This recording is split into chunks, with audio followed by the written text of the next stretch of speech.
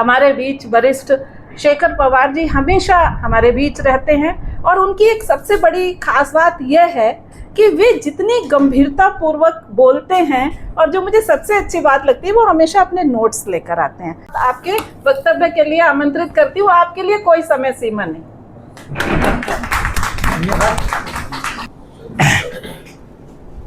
सरोज कुमारी जी और मुक्त वक्ता के संपादक भाई अमृतलाल जी और दूसरे भी एक संपादक यहाँ मौजूद है, वेद प्रकाश जी, समय संज्ञान के वरिष्ठ हमारे आलोचक भजन बिहारी जी और दलित के अध्यक्ष, मैं इनका नाम हमेशा भूल जाता हूँ तो संधू जी, क्योंकि वो मराठी है, हमारे पुणे की है, इतना तो मुझे याद है, बाकी भूल जाता लेकिन मैं जानबूझ के कर रहा हूँ कि आप मराठी है ने पुणे की है। और हीरालाल जी, हाँ होता है ऐसे बुढ़ापा। तो मैंने वक्ता में देखा, इनका नई पहचान देखी वो है कि लघु कथा, उनको मैं ज़रा कहूँगा कि वो लघु कथा भी लिखे। उनके नाक का बाल मैंने, मुझे 2-4 पढ़ी मैं, लेकिन नाक का बाल उनके लघु कथा मैंने पढ़ी थी, लघु कथा ही कहूँगा, हिचकी कहे कोई, 1-2 गज़ल भी इसमें। तो गज़ल की कोई और एक किताब आएगी तो उसका हमें इंतज़ार रहेगा। फिलहाल तो मैं अपना लिखा पढ़ देता हूँ कि ये मुझे कविता संग्रह कर्तव्यनिष्ठा की सीख इसमें मुझे, हाँ इसकी मुझे दिखाई देती है कि हमें एक सीख दिखती कर्तव्यनिष्ठा की। तो मैं पढ़ रहा हूँ, जो चित्रकार एवं कवि के रूप में पहचान बना चुके कवि बलविंदर सिंह बली, बलविंदर सिंह बली धारा के विरुद्ध कविता के कविता संग्रह के बारे में अपना सृजनात्मक दृष्टिकोण पाठकों के समक्ष दृढ़ता से रखते हुए कहते हैं कि डॉक्टर, उन्होंने ये नहीं लिखा के कुसुम जी के धारा के विरुद्ध कविता के सभी शीर्षक से उधार तो लेती है, किंतु उन सभी विषयों को मेरे अपने अनुभव और दृष्टिकोण से गुजरने का अवसर देती है और एक नई रचना को जन्माने का प्रयास करती है। पेज नंबर 12 है। कवि बलविंदर सिंह बली कविता के अत्याधुनिक से सजे सृजनात्मक प्रयास में अथवा अलग से रचना कर्म के विस्तार में निश्चित ही सफल हुए हैं और उन्होंने हम जैसे अनेकों रचनाकार कवियों को इस तरह के लेखन कर्म की दृष्टि प्रदान कर काव्य क्षेत्र को प्रोत्साहित और प्रेरित करने का अनूठा कार्य किया है। मेरे प्रतीक जी ने एक उसमें टिप्पणी की है कि इसमें कुछ तुकांतमक करने में कुछ ये आए, तो उसका उदाहरण यदि ये दे पाते मुझ जैसे पाठकों को तो बड़ा होता, क्योंकि उन्होंने एक भी उदाहरण नहीं दिया। इसलिए जो हम जब आलोचनात्मक कोई स्टेटमेंट देते हैं तो वो जरूर होता है कि कवि को नागवार लगे, लेकिन वो हमारी बात कहे तो उसके साथ उसके उदाहरण भी देते तो बहुत अच्छा होता है। ये मुझे, हाँ मुझे ये ज़रूरी मुझे महसूस होता है कि आप उसको अन्यथा ना ले, ये ज़रूर मैं कहूँगा बड़े भाई के नाते, क्योंकि ये मेरे पड़ोसी है। जब मैं दिल्ली में पैदा होने आया तो मैं इनके पड़ोस में ही रहा हूँ। हाँ चलो खैर कोई बात नहीं। भारत के श्रमिक बहुजन समाज को अक्सर अनदेखी करने वाला अथवा अपने काम से मतलब रखने वाला उतावला कहा जाता रहा है, किंतु शिक्षित वर्ग को प्रतिक्रिया व्यक्त करने में और सक्रिय बनाया जाता है, किंतु कवियों को मुंहफट कहा जाता है। और उनके मुंहफट तो है कि जो सारी उन्होंने वस्तुनिष्ठ कविता लिखी है। कुछ कविता भी बेशक मुंहजोर की श्रेणी में रखी जा सकती है, लेकिन कवि बलविंदर सिंह बली की कविताओं की यह विशेषता रेखांकित करना जरूरी हो जाता है कि उनकी कविता यथार्थ को मुखरता से प्रस्तुत कर सच्चाई को रेखांकित कर पाठकों से बताती है कि वेदना थी पर बरसों तक मौन रहा, एक दीपक दिखा, मिली मेधा को नई दिशा। ये कविता है शब्द और मौन से, पेज नंबर 37 में आप इसे देख सकते हैं। अरे यार भैया मुश्किल। उसी के संदर्भ में मैंने जो सच्चाई की रेखांकित करने की बात की, तो दूसरी कविता कोट करने का प्रयास किया मैंने। हमारे मार्ग में औरों रोडे काटे गड्ढे करने के लिए तुम्हारा धन्यवाद। चलो चलने की कठिनता के चलते हम छलांग लगाना सीख गए हैं। अवरोध कविता पेज नंबर 74। मुझे बलविंदर सिंह बली की आगामी नज़मों और विशेष रूप से गज़ल संग्रह की, मैंने बता दिया, उसको दोहरा दिया इसमें मैंने, अभिलाषा और प्रतीक्षा रहेंगे, क्योंकि इस संग्रह में स्थित उनकी एक गज़ल की संवेदनशील पंक्तियाँ देश के बहुजन समाज की बदहाली की व्यथा को मुखरता से व्यक्त करते हुए बदलाव की आकांक्षा से दो टूक शब्दों में कहती है, जुबानें बंद, खामोशियाँ कमरे में निहा, खामोशियाँ कमरे में निहा है, मरीज के ढप से मगर सब बयां है, मरीज के ढप से मगर सब बयां है। खामोशियाँ पेज नंबर 82। भारत में 25 जून 1975 से लेकर 1977 तक सितंबर तक लगभग 2 सालों तक अभिव्यक्ति की आज़ादी पर पाबंदी लगी थी, बड़ी स्पष्ट दिखाई देती थी। लेकिन इन दिनों तो आपातकाल लागू ना होने पर भी आम जनता बेहद सहमी हुई है। लोग देशद्रोही, आतंकवादी, दहशतगर्द होने का ठप्पा लग जाने से भयभीत हुए जा रहे हैं, और इसी यथार्थ की अभिव्यक्ति खामोशियाँ कविता करती है। नई पीढ़ी के लोग अपने पूर्वजों से, अपने पुरखों की बदहाली भरे जीवन से भी सीखते हैं, ऐसी मेरी मान्यता है। पुरखों के दमन, शोषण, उत्पीड़न का इतिहास वर्तमान को चौकस मार्गदर्शन करना चाहता है।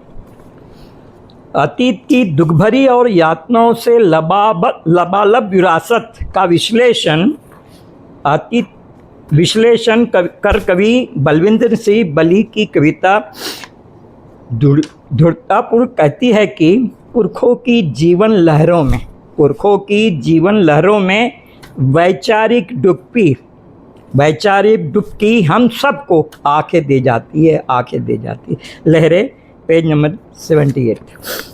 कविता को मनोरंजन का साधन भी कहा जाता है, कुछ कहते हैं, कहने दीजिए। लेकिन कवि बलविंदर सिंह बली की कविताएं पाठकों को जागरूक करने का बेड़ा उठाती है, और इस तरह देश की लोकतांत्रिक प्रणाली को अपने एजेंडे को लागू करने के उद्देश्य से सत्ता को हथियार, अब किस तरह देश को बर्बादी की ओर ले जाने का घृत प्रयास किया जा रहा है, उसे निर्भीकता से रेखांकित कर धारा के विरुद्ध कविता में स्थित योजना कविता लोगों को सचेत करने की चाहत लिए कहती है कि इन सियारों ने चुन लिया है वह स्थान जहाँ होगा जातीय दंगा कल सुबह। यह तो नई सरकार के गठन का जश्न है। योजना पेज नंबर 14।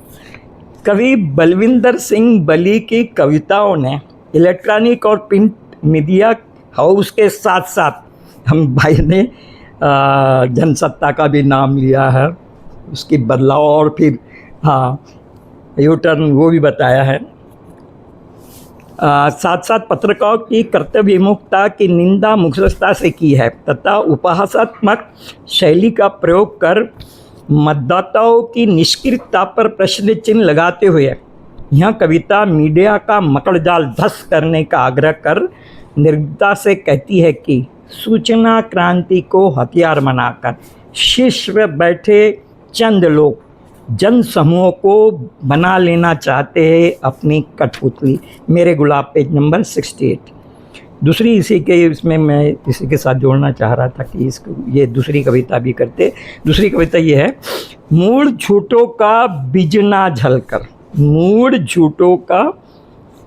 झलकर पक्की नींद सुला दिया। आप देख ही रहे हो आज का सुकरात पेज नंबर 64। इसमें मैं आप करना चाहता हूँ कि बहुत आजकल के हम जैसे नए बच्चों को, आज की पीढ़ी को बिजना नहीं है ये शब्दावली। मुझे ये 2000 वो पुराने हमारे लोक साहित्य में है या हाँ जनमानस में जो बचा बिजना वगैरह और शब्दावली, इसका बड़ा अच्छा उपयोग इन्होंने किया। इसके लिए मैं इनको धन्यवाद देना चाहता हूँ। हमारे ज़माने माँ बच्चों को लोरियाँ सुनाकर और थपथपा कर सुलाया करती थी, लेकिन अब तो 21 सदी में खासियत है कि सत्ता पक्ष जनता को झूठ का और जुमलों का बिजना झलकर शरबत पिलाकर गहरी नींद सुलाना चाहते हैं। इस सच्चाई को उपयुक्तता निर्मकता से व्यक्त करती है। ये मेरी अपनी और टिप्पणी थी। कवि बलविंदर सिंह बली की कविता स्त्री शिक्षा की आवश्यकता को रेखांकित करने का कार्य निष्ठापूर्वक करती है। कि हमारे सरोज जी ने भी इस बात को बोला कि उन्होंने भी हाँ कि यात्रा करनी चाहिए, यानी अनुभव ज़्यादा से ज़्यादा ग्रहण करना चाहिए। तथा स्त्री शिक्षा को आरंभिक कार्य हेतु ज्ञान ज्योति सावित्री अम्मा फूले के युग पर योगदान को याद कर विनम्रतापूर्वक कहती है कि स्त्रियां रीढ़विहीन हो गई है, की गई है, हो गई नहीं की गई। स्त्रियां रीढ़विहीन हो गई जब उन्हें झुक कर रहकर आदेश मानना सिखाया गया। लेकिन एक सावित्री ने खोली नई डगर। इसी राह चलकर आज की स्त्रियां जन्मा रही है रीढ़धारी रीढ़विहीन स्त्रियां। Page number 83। उसी के साथ में और दूसरी कविता में उसके यहाँ साथ में बताना चाह रहा हूँ। उसे निस्वार्थ प्रेम और ममता के जल स्रोत पहले से ही प्राप्त है। स्त्री स्वभाव से ही स्वतंत्र है, स्त्री स्वभाव से ही स्वतंत्र है। स्त्री स्वतंत्रता पेज नंबर 44। भारतीय साहित्य के साथ साथ जनमानस में भी औरत शब्द स्त्री, नारी, विदुषी का पर्यायवाची शब्द के रूप में मान्य और स्वीकृत है। लेकिन कवि बलविंदर सिंह बली की औरत ही क्यों शीर्षक की कविता पाठकों को उर्दू शब्दकोश के पन्ने उलटने का आग्रह कर औरत शब्द की उत्पत्ति का लेखा जोखा प्रस्तुत करना चाहते हैं। वैसे देखा जाए तो भगवती शब्द का शाब्दिक अर्थ भी ज्ञात होने पर किसी भी व्यक्ति को असहज होकर परेशानी के मकड़जाल में छटपटाते रहना स्वाभाविक है। लेकिन भगवती शब्द के मूल आशय को सिरे से नकारा गया है आगे मतलब उसका विस्तार होने पे और यह शब्द श्रद्धा, आस्था, सम्मान एवं गौरव का प्रतीक बन चुका है। इस बात को रचना क्रम में गंभीरता से मन करना जरूरी हो जाता है। इसलिए साहित्य सृजन में इस ओर ध्यान देना आवश्यक समझा जाता है। किंतु रचनाकार की स्त्री हितैषी मंशा को भी अवश्य परखना और औचित्यपूर्ण और जिम्मेदार कार्य हो जाता है, क्योंकि कवि बलवंत सिंह बली की कविता मर्दवादी दूषित दृष्टिकोण को लताड़ते हुए स्पष्टता से कहती है कि पितृ प्रधान पुरुषों को प्रत्येक स्त्री में दिखाई देता है सिर्फ और औरती क्यों। Page number 20। भारत की आज़ादी के आंदोलन में चंपारण के नील की खेती करने वाले खेतिहर मजदूरों की दुर्दशा और उनके शोषण, दमन एवं उत्पीड़न के विरोध में किए गए 1917 के सत्याग्रह को खूब उछाला जाता रहा है। उनकी बहुत चर्चा होती रही है। ये चंपारण की बात कर रहा हूँ। इसके अलावा ब्रिटिश सरकार द्वारा नमक पर लगाए गए मनमाने टैक्स के विरोध में नमक सत्याग्रह अथवा दांडी मार्च की 1930 की घटना, 12 मार्च 1930 की घटना और उस पर लिखी गई रचना साहित्य के इतिहास में दर्ज है। किंतु नमक की खेती करने वाले श्रमिकों की समस्या की कविता कहानी में भी बतेरी अनदेखी हुई है। साहित्यकारों की इस तरह की ओछी मानसिकता पर शाब्दिक प्रहार कर कवि बलविंदर सिंह बली की दुर्लभ कविता निर्भकता से कहती है, वो बता दिया है, इसलिए मैं उसको डिलीट कर दे रहा हूँ क्योंकि उन्होंने पूरी कविता।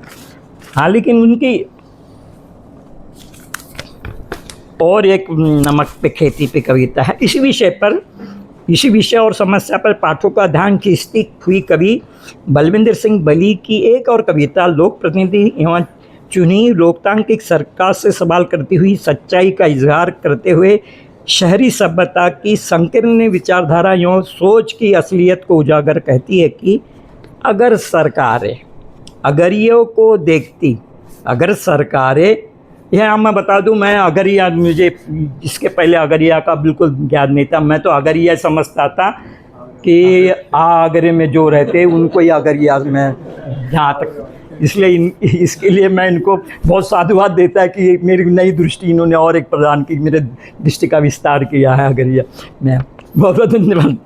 तो अगर सरकारें अगरिया को देखती, नमक उगाना घातक न होता, न आंखें जलती न दे झुलसती, पैर सुकड़ भाटे न बनते, पैर सुकड़ भाटे न बनते, अगर हर शहरी काठ ना होता, हर शहरी काट ना होता। काट काटे पेज नंबर 32। लोगों के मताधिकार से शक्ति प्राप्त सत्ता पक्ष की ओर से भारत की प्रगति और तकनीकी विकास की व्यापक चर्चा की जाती है और विज्ञापन में बेशुमार दौलत लुटाई जाती है, लेकिन भारत की बदहाली का बयान कभी बलविंदर सिंह बली की कविता निष्ठापूर्वक तथा निर्भीकता से करते हुए सम्यक बदलाव का आग्रह करती है। ये बात मुझे वहाँ दिखाई दी इनके संकलन में। आलोचक हमसे कहते हैं कि जिंदगी के लिए कौन सा तुम्हारा कारोबार है। हमने भी तपाक से कह दिया, जनाब, मरब्बत का हमारा पुश्तैनी कारोबार है। इसी बात को आगे बढ़ाते हुए कहना चाहता हूँ कि कवि बलविंदर सिंह बली की कविताएं सदियों से मवाद में छटपटाती व्यवस्था को न केवल दुरुस्त करने की अगुवाई करती है, बल्कि इसके आगे बढ़कर यह कविताएं सकारात्मक सृजन की मर्मस्पर्शी पहल भी करने का कार्य निष्ठापूर्वक करती है, जिसकी मिसाल यह कविता संग्रह है। जय भीम। बहुत धन्यवाद। बहुत ही विस्तार से आप सब लोगों ने सुना। लिखित वक्तव्य होता है सबका, और जगह पर कुछ बोलने को कोई स्पेस नहीं है। कोई आवश्यक था कर्तव्य निष्ठता की सीख, एक ये एक विशेष आपकी सर कविता को एक टाइटल दिया जो आलोचक और पाठक निर्धारित करते हैं। तो बहुत ही खूबसूरत कर्तव्य निष्ठता का पालन कर रहे हैं बलविंदर सिंह जी। बिना किसी देर के मैं अध्यक्षीय वक्तव्य के लिए आदरणीय हीरालाल राजस्थानी सर को आमंत्रित करती हूँ। वे अध्यक्ष को क्या कहूँ, वे खुद ही समय के अनुसार करेंगे। बहुत धन्यवाद। बहुत बहुत शुक्रिया आपका सरोज जी। आज की सभा में आदरणीय शेखर पवार जी, आदरणीय पदम प्रतीक जी, बजरंग बिहारी तिवारी जी और राजपाल सिंह राजा जी, और हमारे दोस्त जो चित्रकार का, क्योंकि विमोचन है किताब का, तो 4 चित्रकार इकट्ठे हैं आज।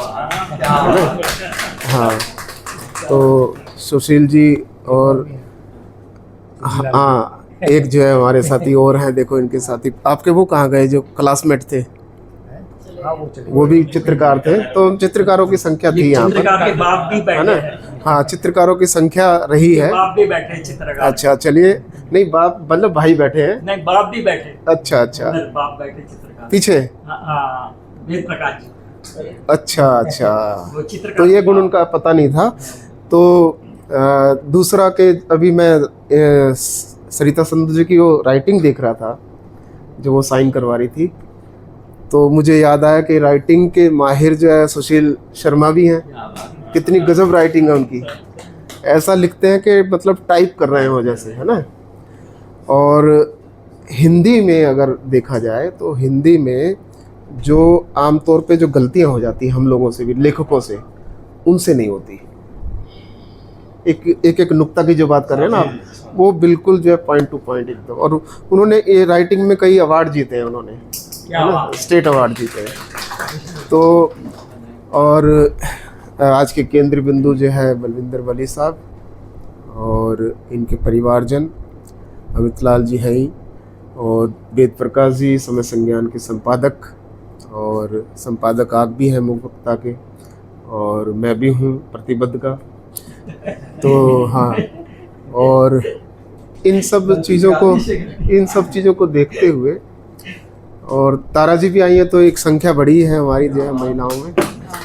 हाँ, बहुत कम आती हैं, लेकिन मैंने पिछली बार इनसे आग्रह किया था कि आप आया करें, है ना। और हाँ, और इस समय में जो सही मायने में जो पत्रकारिता जो डिम होती चली जा रही है, उसमें जो समता की आवाज़ के संपादक जो है मनोज अंतानी जी जो है, उनके लिए एक बार ताली बज जाए। वो हमारी भी आवाज़ है, तो हमारी चीज़ों को पहुंचाते हैं वो ठीक से। तो इतना मतलब निराशाजनक जो माहौल है उसमें बलविंदर जी लिख रहे हैं, आप जो है चैनल के माध्यम से इसको आगे बढ़ा रहे हैं, ये अपने आप में जो एक आशा जगाता है। और इस जो कहें कि 3 वक्ता हमारे मौजूद हैं, एक वक्ता जो आई नहीं है वो जयपुर चलेंगी किसी कारण से, तो तीनों वक्ताओं ने जो बातचीत यहाँ पर रखी है, मैं अपनी बात भी रखूँगा अभी। तो ध्यान देना चाहिए कवि को, ये गोष्ठी या विचार विमर्श जिसको कहते हैं, विमर्श के लिए होता है। तो जो भी लेखक या कवि होता है यहाँ पर मौजूद, जिसको हम जो है यहाँ पर उसकी रचनाओं को या उसकी किताब को जो यहाँ पर पढ़ते हैं, व्याख्यायित करते हैं, उसको जो परिभाषित करते हैं, तो वो चीज़ें जो है इसलिए होती है कि हम उनमें जो रह गई कुछ त्रुटियाँ, कमियाँ जो है उसकी तरफ ध्यान देकर, और जो है जैसे आगे बढ़ने का रास्ता हमारा प्रशस्त हो जाता है। जैसा कि आपने इसमें अपने जो भूमिका में लिखा कि जो किस तरह से आप आए, आपकी शब्दावली कुछ और थी पहले, फिर आप यहाँ से जुड़े, शब्दावली बदली थोड़ी सी। अभी भी जो है कुछ गुंजाइशें हैं जिनको जो है हमें आत्मसात कर देना चाहिए। आपने जैसे कहा कि मतलब मेरी कविताएं जो है शब्दों की सजावट है, ये गलत परिभाषा है हमारे अनुसार। हम सजावट करने नहीं बैठे हैं वहाँ से। तो ज़रूर जो है बजरंग जी ने भी इसको कहा है, इस बात को आपने भी कहा है कि वो हमारी मौलिकता पे चोट करता है, उनको जो है हमें इस तरह से नहीं लेना चाहिए, है ना। तो वो मौलिकता पे हमारी जो चोट करता है, उससे कवि को, लेखक को बचना बहुत ज़रूरी है ना। किसी संदर्भ में, हाँ नहीं ठीक है, किसी संदर्भ में तो हम जो है उसको ले सकते हैं, कोट कर सकते हैं उन चीज़ों को, तो वो शोभनीय होती है। दूसरी बात जो एक तो खुद की मौलिकता पे चोट लगती है, दूसरी बात ये कि जो कवि को आप जो इस तरह से उनके टाइटल्स ले रहे हैं, उनकी कविताओं की भी जो है कहें कि उस पर भी मतलब एक प्रश्न चिन्ह, या मतलब जो है आप कह लें कि उनकी भी मतलब जो है कीमत को कम करने वाली बात है, उनकी भी जो है ऊर्जा को कम करने वाली बात है। या फिर तीसरा एक ये हो सकता है कवि के दिमाग में कि मैं इससे बेहतर कर सकता हूँ। तो कंपटीशन यहाँ पर नहीं है, कंपटीशन अपने आप से है ना। जैसे हम कई बार भाई शादी विवाहों में जो है मेकअप करने चले जाते हैं, अब वो मूल शक्ल ही उनकी जो है बदल जाती है। मैं तो बेटिया की शादी हुई, वो तो मेकअप करवा के बेटा लाया कार में, वो जब आई पंडाल में तो पहचान ही नहीं पाया उसको, है ना। अरे ये कौन परी आ गई है ना। तो मतलब वो जो मूल स्वभाव जो है, उस स्वभाव को हमें जिंदा रखना है अपनी लेखनी के जरिए। और इसमें जैसे अमृतलाल जी ने भी और आपने भी जो है उस एक विचारधारा को जो है अपनाया, पढ़ा, उसको यहाँ पर बताया भी कि जो मार्क्सवादी जो लेखन है वो पढ़ के जो है आप जो है शुरू किया आपने, इस तरह से आया आप। अब दूसरी तरफ देखें तो अभी एक ही हाल ही में जो है बजरंग जी का जो एक लेख आया 2000 शब्दों का, उसका शीर्षक था दलित कविता की विकास यात्रा, ठीक है, उसमें जो है वे देखते हैं कि पूरा जो संदर्भ चल रहा है इस समय, और इस तरह इस जो समय में, इस समय में जो है इकट्ठा होने की बात, यही इनके जो है उस लेख को पढ़ के लगता है कि ये समविचारी जो भावना की बात कर रहे थे अभी, उसको जो है मतलब एक स्थापना देने की जो है उसमें लेख में बात हो रही थी। वहाँ पर जो है कुछ लोग उस पर चोट कर रहे हैं। मार्क्स जो है कहाँ अंबेडकर से टकरा रहे हैं, मुझे ये कोई बता दे, ठीक है। और दूसरा जो है, जब गांधी की आलोचना जब वहाँ पर होती है, उसी लेख की आलोचना होती है गांधी को लेके भी, तो गांधी की आलोचना करने वाले भी ये समझ लें कि वे फिर जो है क्या गोडसे के पक्ष में खड़े हो गए हैं इस समय में, या वो आलोचना जो है किसके पक्ष में जाके खड़ी हो रही है, ऐसा भी देखा जाना चाहिए। तो मैं ये भी जो है यहाँ पर जो बात करना चाहता हूँ, शेखर जी बैठे हैं, ठीक है ना, कि गांधी का जो रोल इस देश में रहा है और डॉक्टर भीमराव अम्बेडकर जी के जो जीवन में जो उनका रोल रहा है ना, उनके मतभेद और ये सब चीज़ें चलती रही हैं, बराबर चलती रही हैं, तो वो रोल जो है हम क्यों नकारात्मक दृष्टिकोण से अपना रहे हैं, उसको व्याख्यायित कर रहे हैं। क्या तो कोई बताएगा कि डॉक्टर अंबेडकर जी ने जो संविधान लिखा है, तो डॉक्टर अंबेडकर ने कौन सा रास्ता अपनाया कि वो गए अपना तैयार हो गए और जो है संसद के दरवाजे के सामने खड़े हो गए गेट पर, और वहाँ सभी जो बैठे हैं नेता चुने हुए, उनसे वो कह रहे हैं कि संविधान तो मैं लिखूंगा। क्या ऐसा हुआ था? वो प्रोसेस क्यों नहीं याद करते? कैसे गए थे वो? किसके बल देने से गए थे वो? क्या गोडसे ने या उनके साथियों ने जो बोला था कि ये लिखेंगे? किसने कहा था ये? उस जो कंट्रीब्यूट को जो है क्यों भूल जाएंगे हम? कानून मंत्री जो बने वो कैसे बने? उन्होंने तो नहीं कहा मेरे को बनाओ। वो प्रोसेस क्या था? तो मार्क्स हमारे टकराते नहीं हैं, ना गांधी टकराते हैं, ठीक है ना। और अगर गांधी टकराते हैं तो डॉक्टर अंबेडकर जो है मना कर देते, मैं नहीं आऊँगा। उन्होंने स्वीकार इसलिए किया कि ये देश हित की बात है, और जितने भी मतभेद हो जाएं हमारे, हमें देश हित में जो है खड़े होना एक साथ। तो देश हित में जब खड़े होने वाली बात है, फिर जो छोटे छोटे मतभेद हैं जो वो आड़े नहीं आते हैं, बड़ी चीज़ें जो है करनी होती है उस समय। आज आप जो है गांधी को इस दृष्टिकोण से देखेंगे,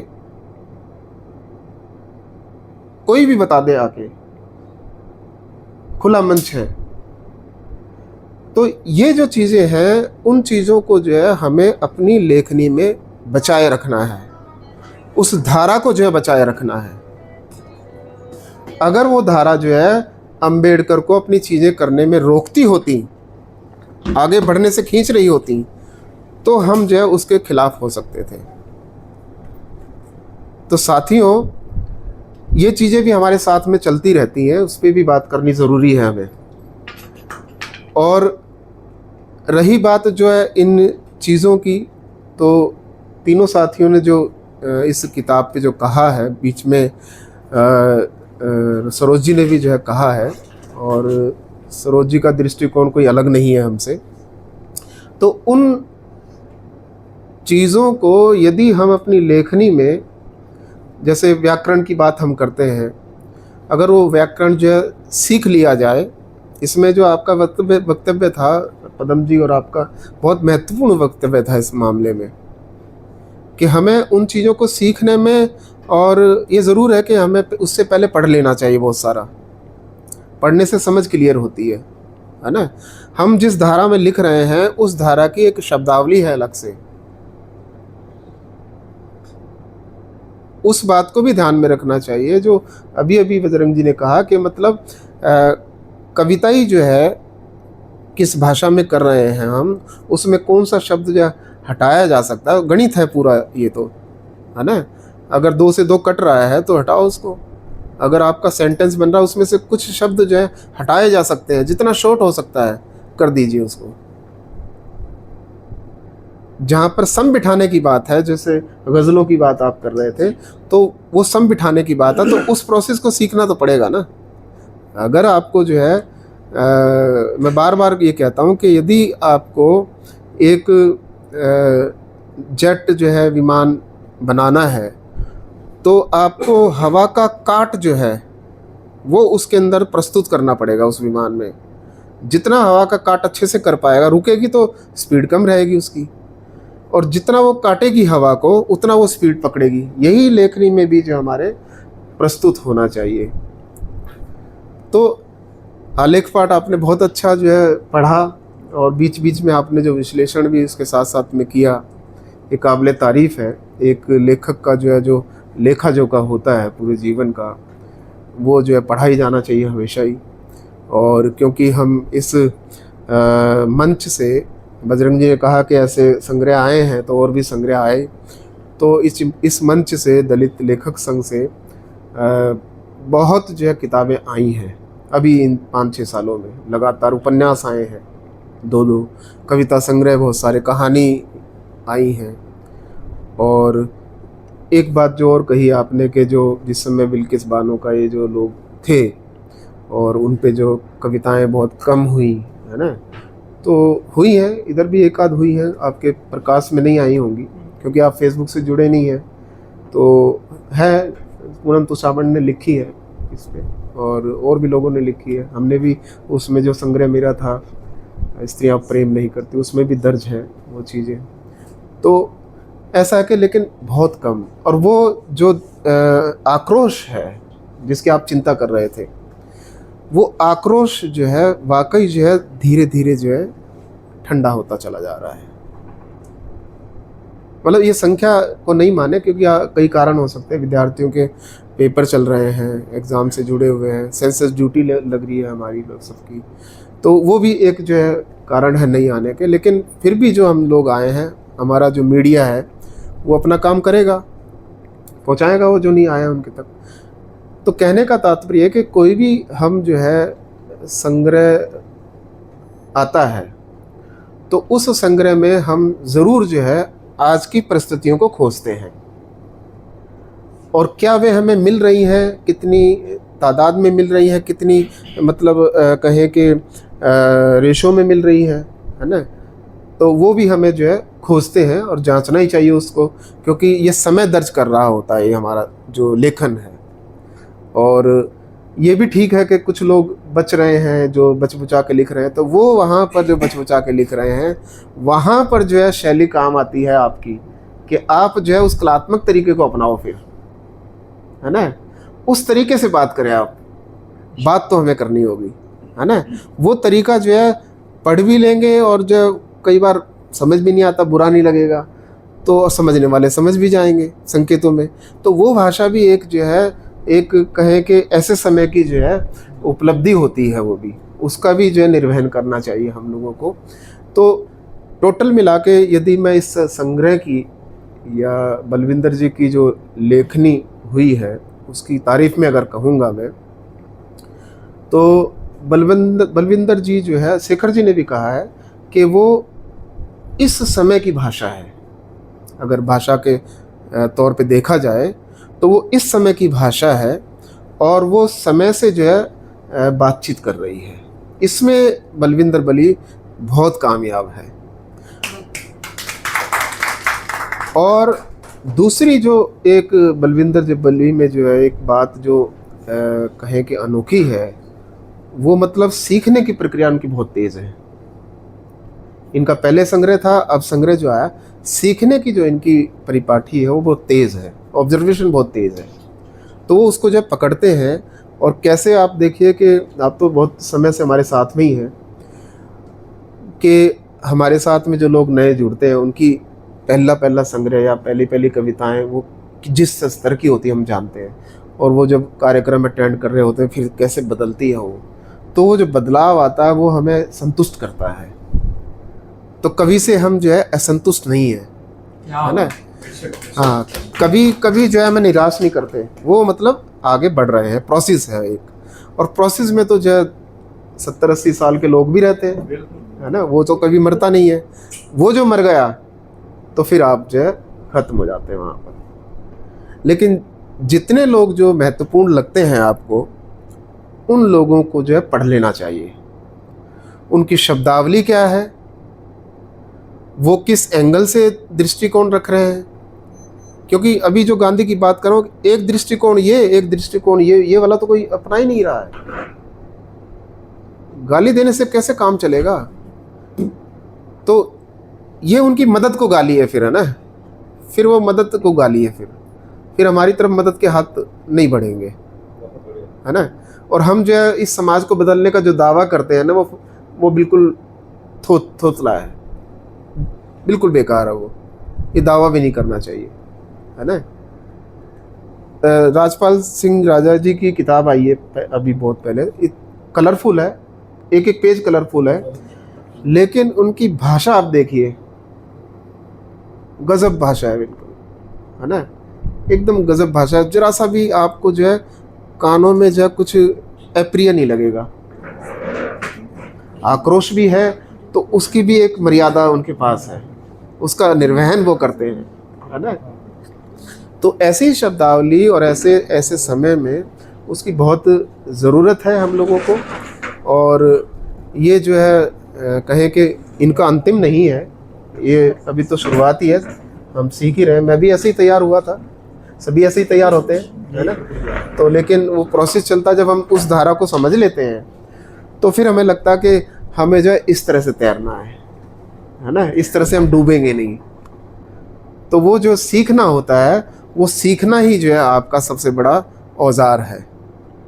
तो इस आज के जो कार्यक्रम में बलविंदर बली को जो है बहुत बहुत बधाइयाँ। और आगे जो है मैं दलेश की ओर से भी और साथियों की ओर से भी ये आशा जो है रखता हूँ कि वे जो है इन चीज़ों पे और मुखर होंगे और अपनी चीज़ों में जो और धार लगाएंगे, और अगला संग्रह जो है जल्दी आएगा आपका, है ना, क्योंकि उसको फिर जो है लिखा तो होगा, बहुत सारा लिखा होगा, उसको ठीक करेंगे। और ये सब चीज़ें जो अब हो गई हैं उसको जो है ध्यान में रखते हुए आगे बढ़ेंगे। तो बहुत बहुत शुक्रिया सरोज जी, धन्यवाद। बहुत धन्यवाद सर, अध्यक्ष वक्तव्य के विस्तार में सारी बातें कही।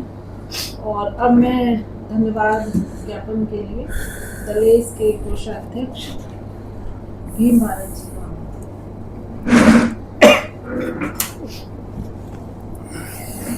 लेखक संघ के तत्वाधान में आज आदरणीय बलविंदर सिंह बली जी का कविता संग्रह, इस पर विमर्श किया गया और इनके मंतव्य से लेकर के उस पूरे कार्यक्रम पे अब तक के इस समय गंतव्य तक पहुंचने में सुशील